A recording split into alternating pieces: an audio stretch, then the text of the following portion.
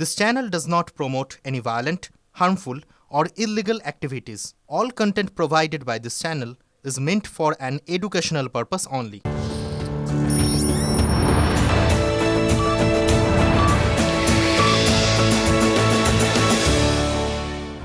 এখনো পর্যন্ত দিনের সবথেকে বড় খবর যেদিকে চোখ রাখতে হচ্ছেই, মহিলা চিকিৎসকের রহস্য মৃত্যুতে তোলপাড় আরজিকর মেডিকেল কলেজ হাসপাতালের সেমিনার হলে অর্ধনগ্ন অবস্থায় উদ্ধার হয় দেহ, যে দেহে একাধিক আঘাতের চিহ্ন রয়েছে বলে অভিযোগ। ধর্ষণ করে খুনের অভিযোগ তুলে সোচ্চার বিজেপি। খুন ধর্ষণের প্রমাণ এখনো পর্যন্ত নেই, পাল্টা দাবি পুলিশের। মেয়ের দেহ দেখতেই দেওয়া হলো না অভিযোগ মৃত চিকিৎসকের বাবার। ঘটনাস্থলে নগরপাল, ফরেনসিক টিম, চিকিৎসার বদলে খুন ধর্ষণের অভিযোগে আজ খবরের শীর্ষে আরজিকর মেডিকেল কলেজ।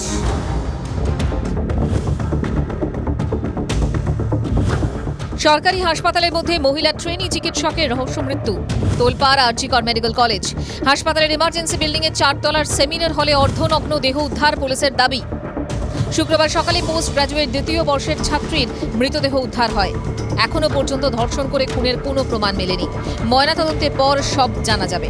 নাইট ডিউটিতে ছিলেন ওই মহিলা চিকিৎসক, পরিবারের দাবি। বৃহস্পতিবার রাত 11:15 নাগাদ মেয়ের সঙ্গে কথা হয়।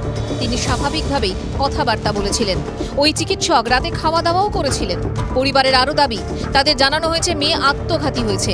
মেয়ের দেহ দেখতে না দেওয়ার অভিযোগ পরিবারের। বলেছিল সুইসাইড করেছে না, প্রথমে বলছে শরীর খারাপ, চলে আসুন আপনার দাদিকে, তারপর বলেছিল সুইসাইড করেছে। এখনো পুরো বলেনি, তবে আমরা যতটা বুঝতে পারছি এই হয়েছে, কেসটা রেপ করে মার্ডার করে দিয়েছে।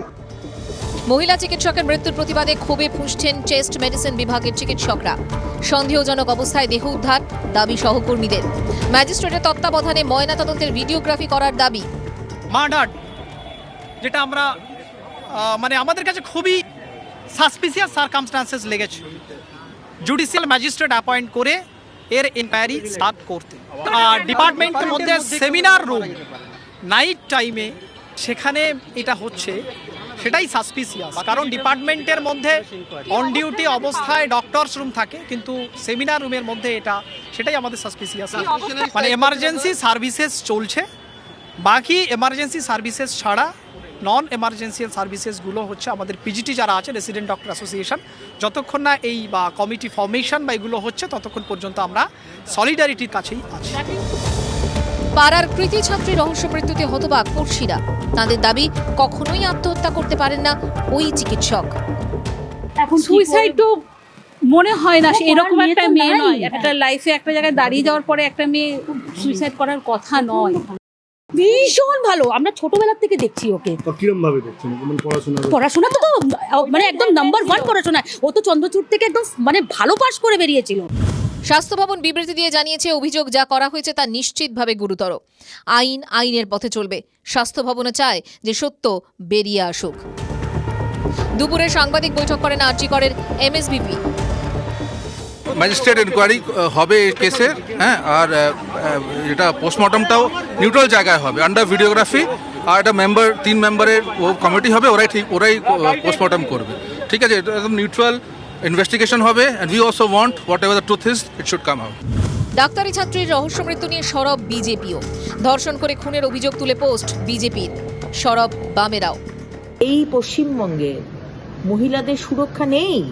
কলকাতা হিসেবে কতটা সুরক্ষিত, এই তো সুরক্ষিত দেখতে পাচ্ছেন। আজকে যে মেয়েটিকে খুন করা হলো, তার দায় মুখ্যমন্ত্রী মমতা বন্দ্যোপাধ্যায় আপনাকে নিতে হবে। প্রথম মহিলা মুখ্যমন্ত্রী পাওয়ার পর পশ্চিমবঙ্গের মহিলাদের কি অবস্থা হয়েছে আমরা কামদুনি থেকে দেখা শুরু করেছিলাম। আজকে আমরা সেটা আর একটা নতুন পালক যোগ হলো মমতা ব্যানার্জির মুকুটে। আইন শৃঙ্খলার অবস্থা যদি এই জায়গায় চলে যায়, যেখানে মানুষ চিকিৎসা পেতে আসে সেখানে মেডিকেল স্টাফের এই অবস্থা, তাহলে তো তা গুরুতর আশঙ্কার উদ্রেক ঘটায়।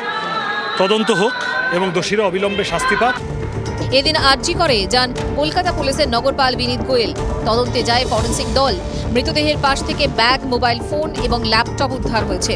সূত্রের খবর, 4 তলার সেমিনার রুমে কোনো সিসি ক্যামেরা নেই, তবে লনে যে সিসি ক্যামেরা রয়েছে তার ফুটেজ খতিয়ে দেখছে police. Bureau report, TV9 Bangla.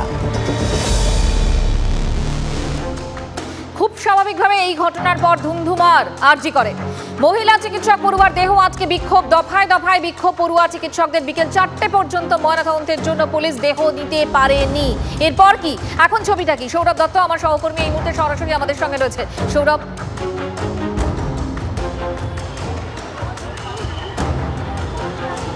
মঞ্জিরা উত্তাল, বিক্ষোভে উত্তাল আরজিকর মেডিকেল কলেজ চত্বর। ভেতরে বিক্ষোভ, বাইরে বিক্ষোভ, আর এরই মধ্যে চলছে কর্মবিরতি। তুমি দেখতে পাচ্ছ জুনিয়র চিকিৎসকরা এমার্জেন্সি র্যাম্পে তারা সকলে জড়ো হয়ে গেছেন।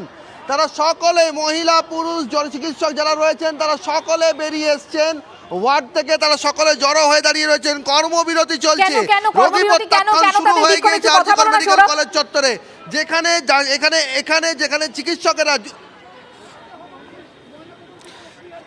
মঞ্জিরা দেখো, জুনিয়র চিকিৎসকরা একদিকে যখন র্যাম্পে তারা বেরিয়ে এসছেন, উল্টো দিকে এখানে দেখাবো যে এখানে কিন্তু বিক্ষোভে উত্তাল। সেখানে এআইডিএস রয়েছে, বিজেপি রয়েছে, এখানে যারা ডাক্তার রয়েছে তাদেরকে বলবো একটু তোমাদের তরফে একটু কথা বলার চেষ্টা করব। নির্জন একটু কথা বলবো। নির্জন দেখো, জুনিয়র চিকিৎসক যারা রয়েছেন তারা বিক্ষোভে রয়েছেন। এখানে যারা রয়েছেন তাদের সঙ্গে একটু কথা বলার চেষ্টা করব। ডাক্তার যারা রয়েছেন, নির্জন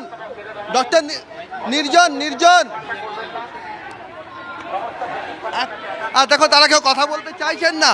কিন্তু এই মুহূর্তে এই যে জুনিয়র চিকিৎসকরা রয়েছেন তারা কিন্তু অধ্যক্ষ আন্দোলনের সময় তারা অধ্যক্ষের পক্ষে ছিলেন, এবং তাদের একটু আগে তাদেরও আমরা বাইট নিয়েছি, বক্তব্য নিয়েছি। তারা কিন্তু অন ক্যামেরা বলেছেন যে তারাও কিন্তু এই যে ভেতরে ঘটনা ঘটেছে সেটার মধ্যে সন্দেহের যে অবকাশ রয়েছে সেটা তারাও মেনে নিচ্ছেন, এবং সেই সন্দেহের নিরসন ঘটাতে তারাও কিন্তু রহস্য রয়েছে। অবশ্যই আমাদের সেদিকে নজর থাকবে, কারণ এই মুহূর্তে কর্মবিরতি যেমন চলছে একই সঙ্গে বিক্ষোভ চলছে। সৌরভ, আপাতত তোমাকে ধন্যবাদ, নজর থাকবে আমাদের এদিকেই।